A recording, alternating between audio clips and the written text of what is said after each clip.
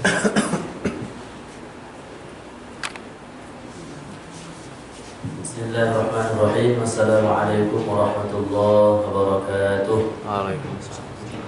Alhamdulillahirabbil alamin. Sallallahu wasallam ala sayyidina Muhammad wa ala alihi wa sahbihi thayyibin at-tahirin. Allahumma la sahla illa ma ja'altahu sahla wa anta ya hayyu ya qayyum taj'al al-hazna ya maulana idza syi'ta sahla. Allahumma arzuqna al-ikhlasa fi niyyati wal qawli wal amal.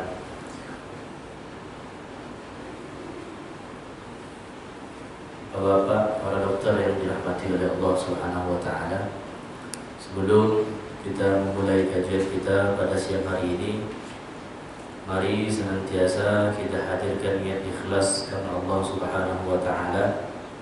Sebab setiap amal ibadah, baik itu yang kecil ataupun yang besar, yang butuh kepada tenaga lebih ataupun yang tak butuh dengan tenaga sama sekali pun misalnya, jika tidak dibarengi dengan niat ikhlas karena Allah, maka amal tersebut menjadi sia-sia.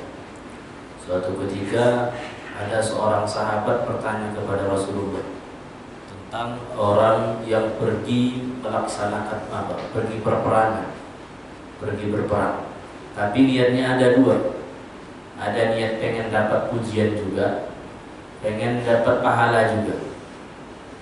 Dia bertanya kepada Rasulullah, seorang sahabat, orang yang seperti ini, wahai Rasulullah, madahu, dapat apa? Kata Rasulullah, la syai'.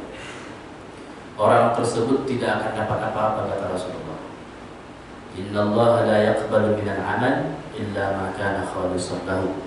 Allah tidak menerima sebuah amal ibadah kecuali amal ibadah tersebut murni, ikhlas, hanya untuk Allah Subhanahu wa ta'ala.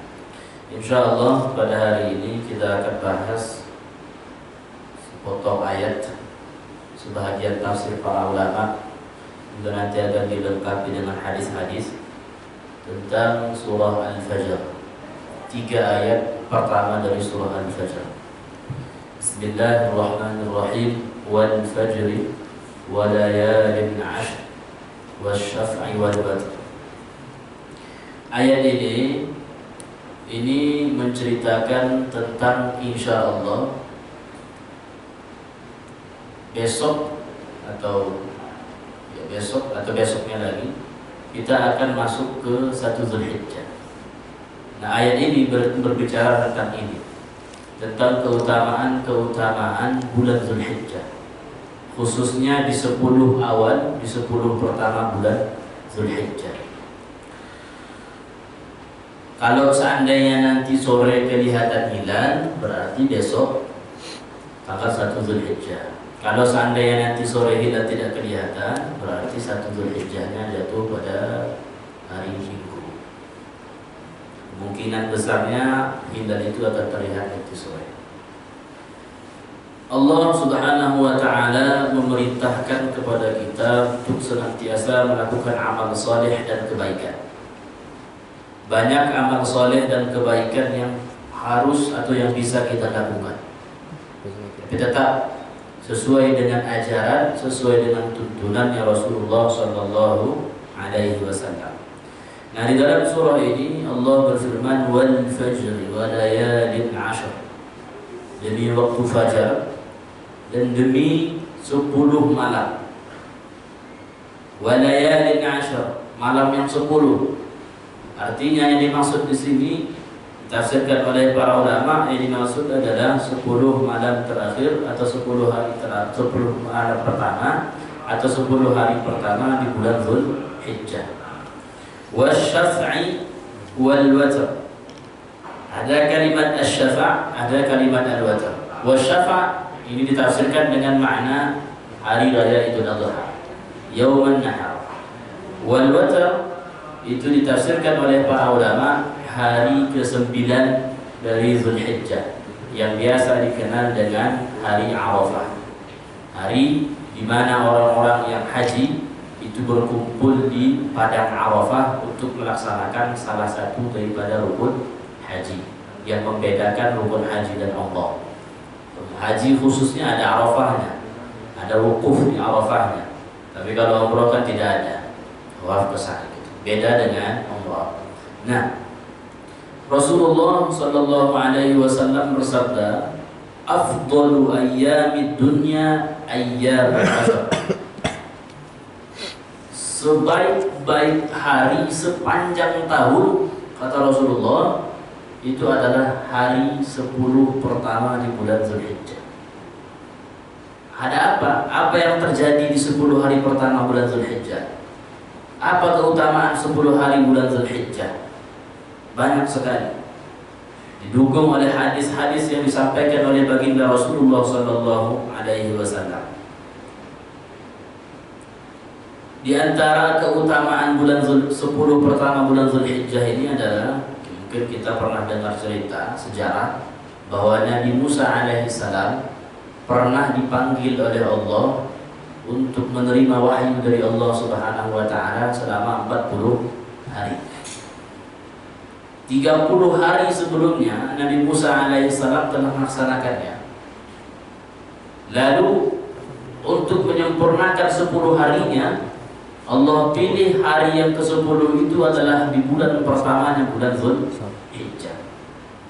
Ini salah satu di antara keutamaan 10 pertama di bulan Zulhijjah.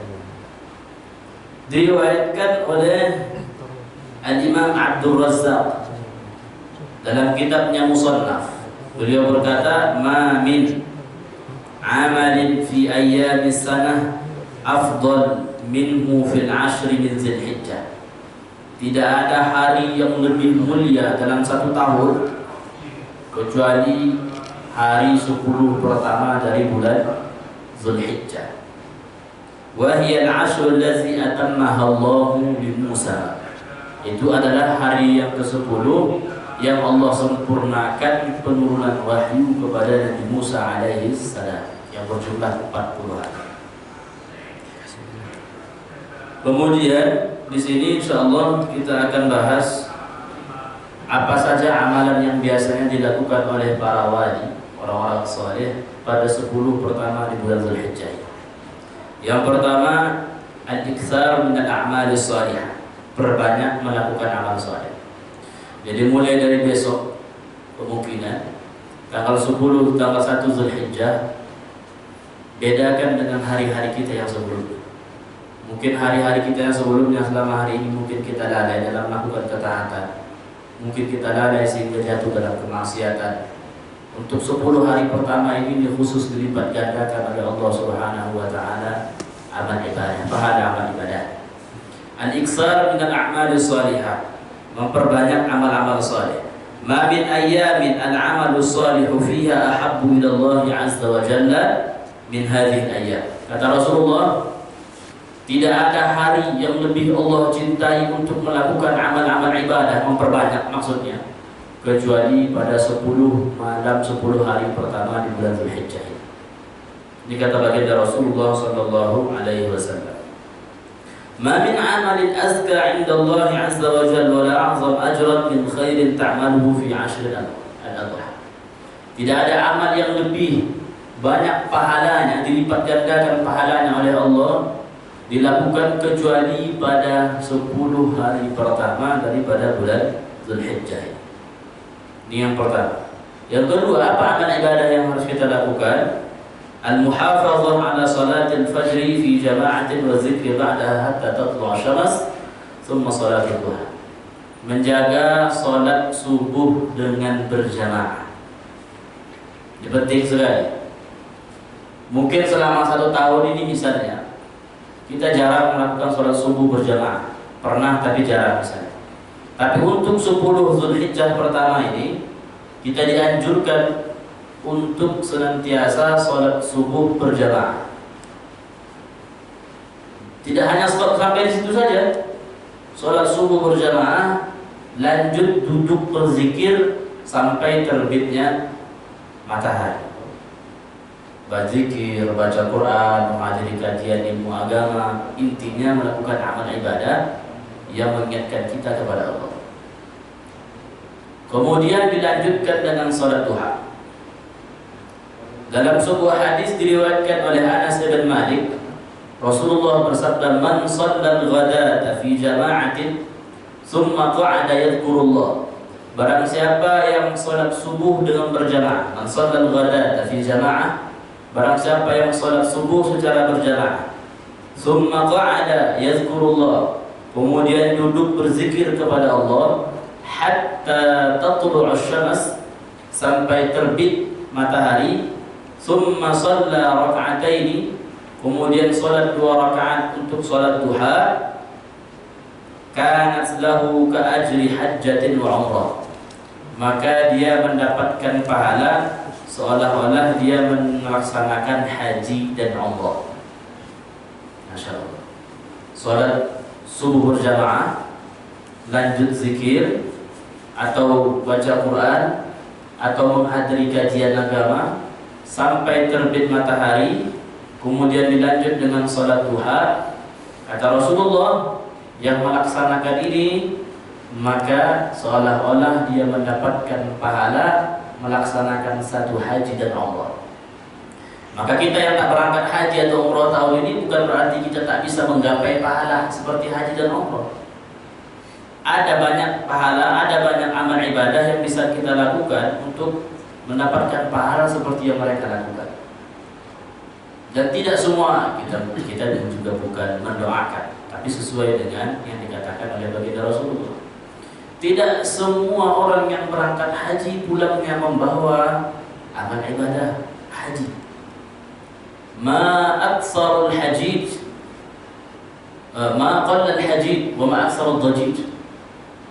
Banyak orang yang melaksanakan haji, kata Rasulullah, tapi pulangnya tidak digelar dengan haji. Maksudnya apa? Mungkin orang-orangnya memanggil haji, tapi dia tidak mendapatkan predikat haji dari Allah Subhanahu wa ta'ala.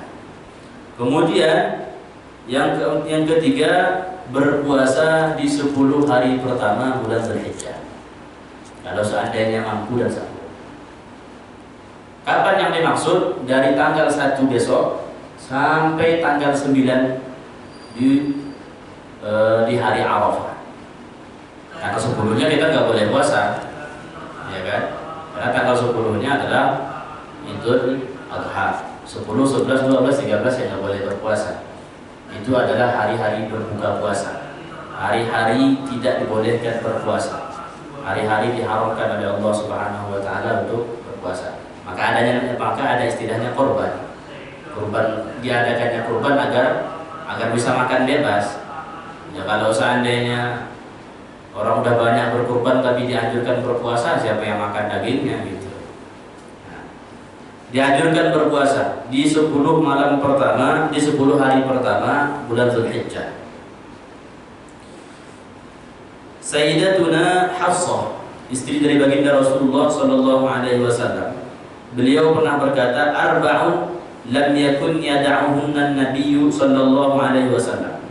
Ada 4 amal ibadah yang tidak pernah ditinggalkan oleh baginda Rasulullah. Ini kata istri beliau, Hafsah.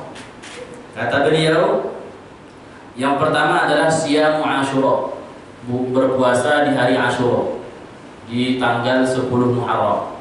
Ini yang pertama, tidak pernah ditinggalkan oleh baginda Rasulullah. Yang kedua, amalan yang kedua adalah wal ashar, berpuasa di 10 hari pertama bulan Dzulhijjah. Ini amalan yang tak pernah ditinggalkan oleh baginda Rasulullah. Kemudian yang ketiga, salah satu ayyamin min kulli syahr, berpuasa di setiap bulannya 3 hari. Ini amalan yang tak pernah ditinggalkan oleh Rasulullah. Kemudian warrak'ataini qabla al-ghadat, kemudian 2 rakaat sebelum melaksanakan salat subuh. 4 amalan ini tidak pernah ditinggalkan oleh baginda Nabi. Puasa di 10 Muharram, kemudian puasa di 10 hari pertama bulan Dzulhijjah, kemudian berpuasa di setiap bulannya 3 hari, kemudian terakhir melaksanakan salat 2 rakaat sunnah sebelum melaksanakan salat subuh. Dalam hadis diriwayatkan oleh Imam Ahmad, kana Rasulullah yasumu 9 Dzulhijjah wa yaum Asyura wa 3 ayyamin kulli syahr.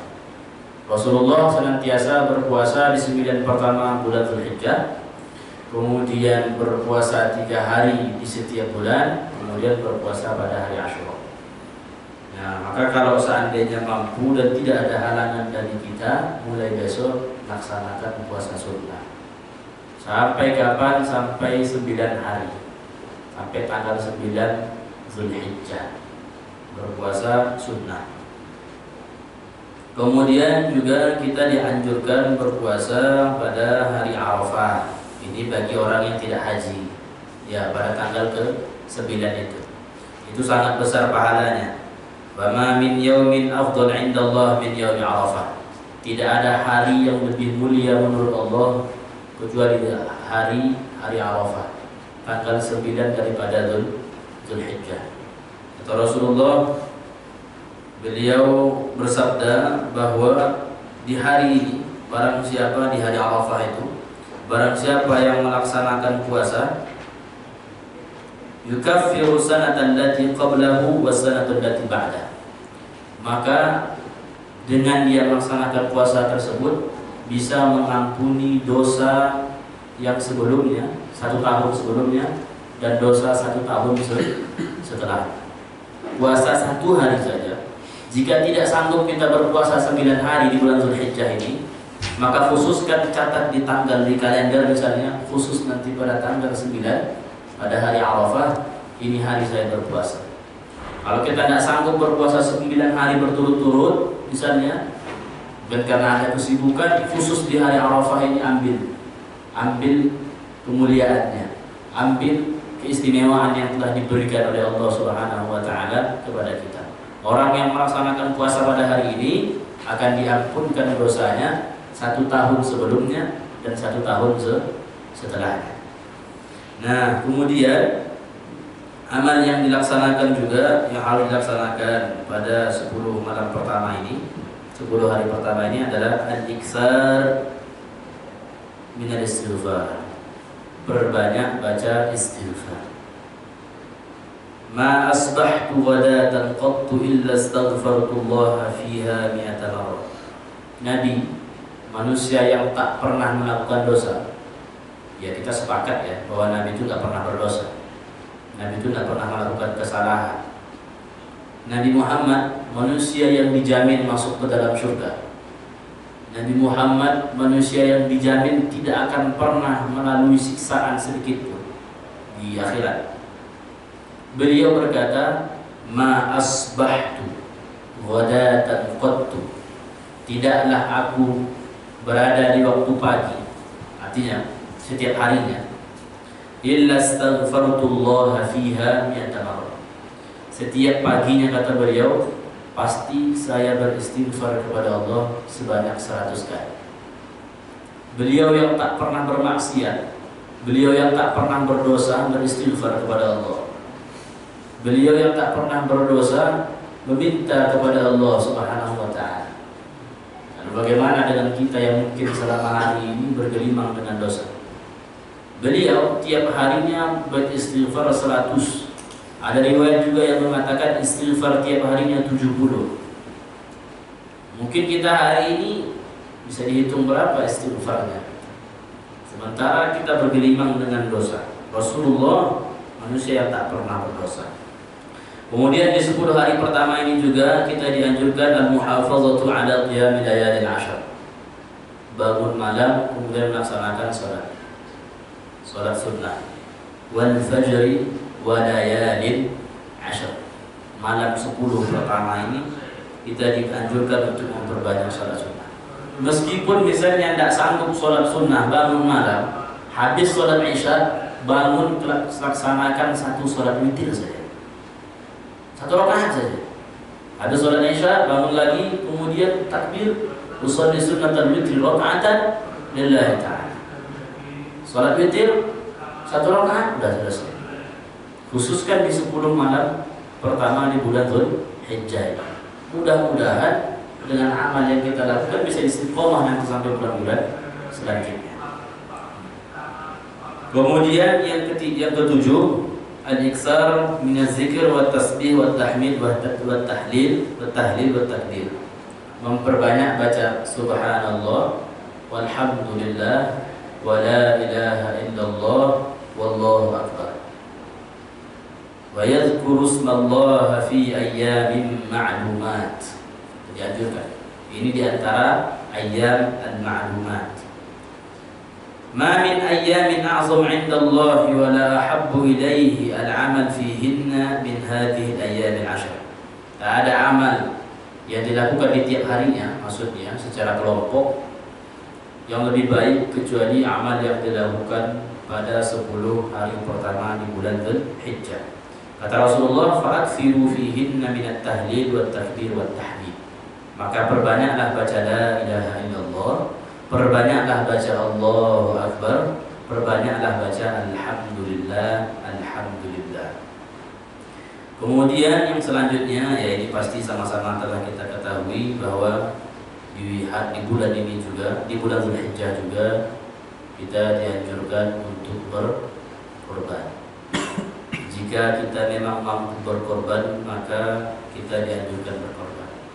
Dan berkorban itu tidak boleh selain unta, lembu, ataupun kambing. Tidak ada istilahnya korban ayam. Tidak ada istilahnya korban bebek. Sekarang ada yang menulis buku katanya boleh berkorban ayam kalau seadanya mampunya ayam. Tidak. Di zaman Rasulullah ayam itu sudah ada. Di zaman Rasulullah bebek itu sudah ada. Karena di zaman beliau, jauh sebelum zaman beliau, bahasa Arab ayam itu sudah ada. Bahasa Arab bebek itu sudah ada, doktor. Dari zaman dahulu sudah ada. Lantas kenapa Rasulullah tidak mengatakan, oh boleh saja korbankan ayam? Jadi kalau mau berkorban, tetap yang berkorban itu adalah, yang dikorbankan itu adalah unta, sapi ataupun kambing. Nah selain dari itu tidak boleh dikorbankan. Kalau mau sedekah itu cerita lain, sedekah sunnah cerita lain. Tapi kalau mau berkorban al-udhiyah itu harus unta, sapi, lembu ataupun kambing. Nah, selain dari itu tidak bisa untuk dikorbankan. Kemudian ada syarat-syaratnya juga, dan boleh mengkorbankannya satu ekor kambing misalnya untuk satu keluarga kita boleh, atau tujuh orang untuk satu ekor sapi, untuk satu ekor lembu boleh. Lembunya ada umurnya, laki-laki ataupun baik lembu yang jantan ataupun lembu yang betina. Banyak sekali faedah dalam